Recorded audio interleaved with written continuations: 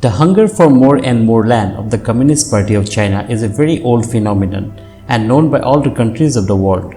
Most of its Asian and the South Asian neighbors are well aware of the threat and have been the victim of China's aggression from time to time. It is not that China bullies only the small neighboring countries with whom they share borders. Bigger countries in the Southeast Asian regions like India is no exception and often come under the pressure of the Chinese threat. From the very beginning of its independence, India has been maintaining a defensive policy of appeasing China, which is continuing till today.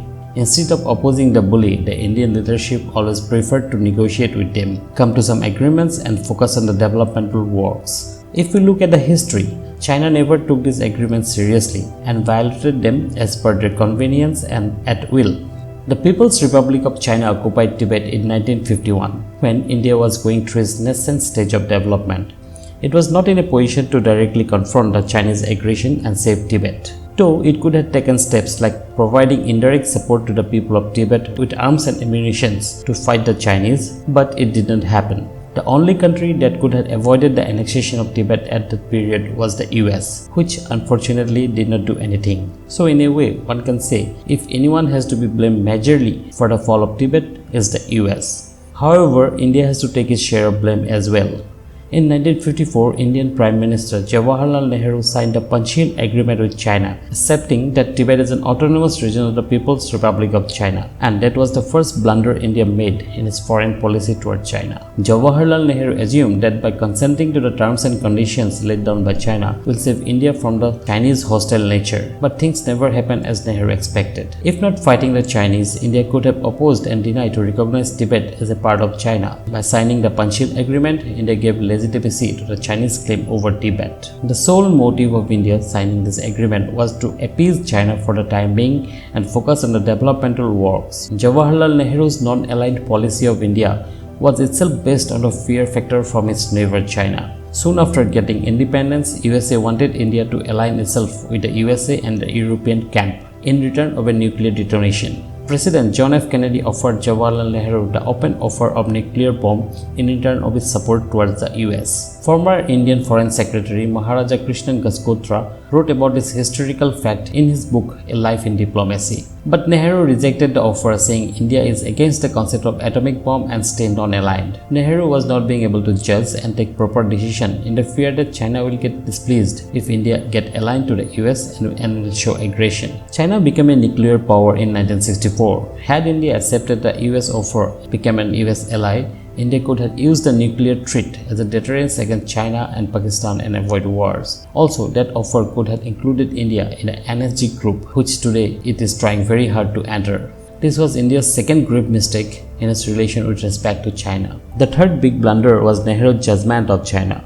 After the Sino-Indian Agreement of 1954, India thought there was no need to worry about China from the defense point of view. India did not invest in its military and defense system across the Chinese border. During the surprise attack of China on India in 1962, India was totally caught unprepared. The leadership could not imagine such a thing could happen. John Delvey, an ex-brigadier of the Indian Army, prisoner of war in 1962 war, writes in his book The Himalayan Blunder that the army was totally ill-equipped to fight a mountain warfare. They did not have the snow boots, warm clothes, glasses, and not to mention lack of proper arms and ammunition. It was only because of the bravery of the Indian army that could save the territories of India. The fourth historical mistake that India made was during the 1962 war was not using the air force against China. The intelligence bureau said that if India uses its air force, then China could retaliate and launch offensive in cities like Calcutta. Whereas the truth was, for China to use their air power against India, they had to use the higher grounds in Tibet and crossing the harsh conditions over the Himalayas with weapon-laden aircraft was not at all easy for China. While India got the advantage of carrying fully loaded weapon aircrafts using the grounds in Assam or Punjab. This intelligence failure, coupled with the sticking to only defensive attack and major indecisiveness of the Indian leadership,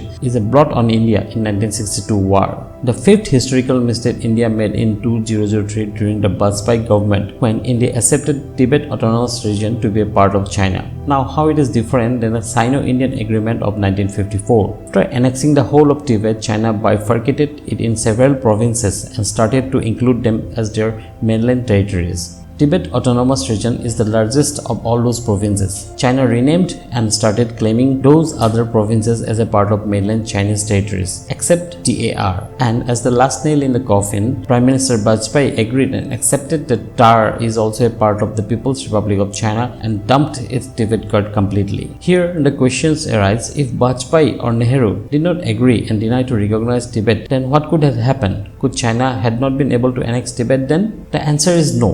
It's a matter of leverage.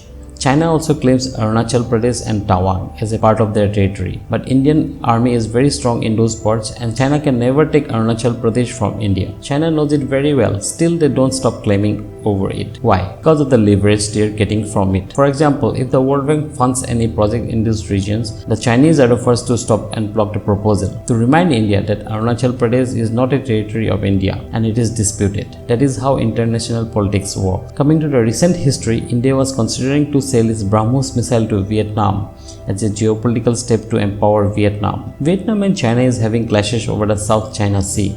China is not allowing Vietnam to carry out oil and natural gas exploration in the region. Providing BrahMos to the Vietnam can create some leverage for India in addition to the revenue generated from the sales of the missile. The discussion with Vietnam initiated in 2011 and was almost finalized during 2015-16. But China showed its displeasure over this deal between India and Vietnam in the form of the Doklam Aggression in 2017. Prime Minister Narendra Modi repeated the same historical mistake and assumed if India kept the deal on hold temporarily, China won't be aggressive towards it. But it did not happen as India thought. China kept on raising the Kashmir issue in the United Nations, kept on helping Pakistan against India, helping its territories to sleep inside the Kashmir Valley. Indian leadership did not learn anything from the history. In 2019, Prime Minister Narendra Modi gave a warm red carpet welcome to the Chinese President Xi Jinping, assuming that it could reduce the hostility of China towards India. But Indian leadership always failed to learn that how much they try to appease China, agree to their terms and conditions, China will always look at India as a threat. The recent Galwan Valley clash should be an eye-opener for the Indian Premier Narendra Modi. The sooner the India learns that China had always and will always look towards India with hostile eyes and will never treat it as friend, that will be better for India.